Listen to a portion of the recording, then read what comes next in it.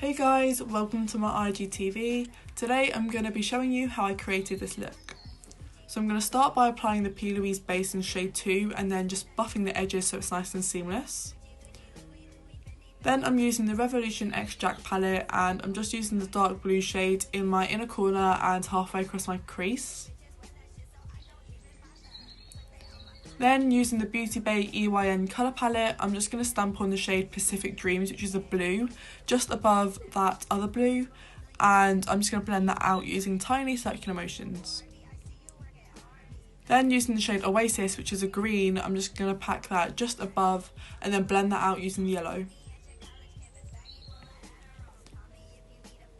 Now I'm going in with the shade Drama Queen, which is a really dark purple, and I'm just packing this in my crease and then using a nice clean fluffy brush to blend that out. Back to the Revolution palette, I'm just using the dark pink shade to blend out Drama Queen.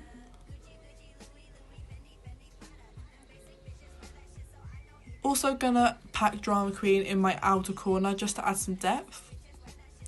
Then using some micellar water, I'm just going to plan where I'm going to cut the crease using the P. Louise base.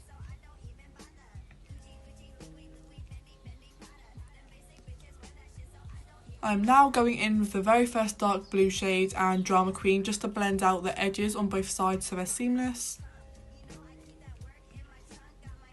Then I'm using this Profusion pigment and stamping that all over the remaining space.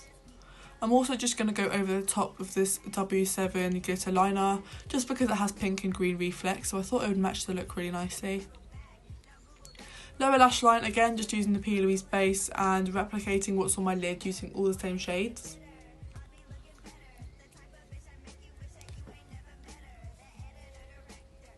For mascara, I'm just going to give my lashes a quick coat using the Essence Get Big Lashes mascara.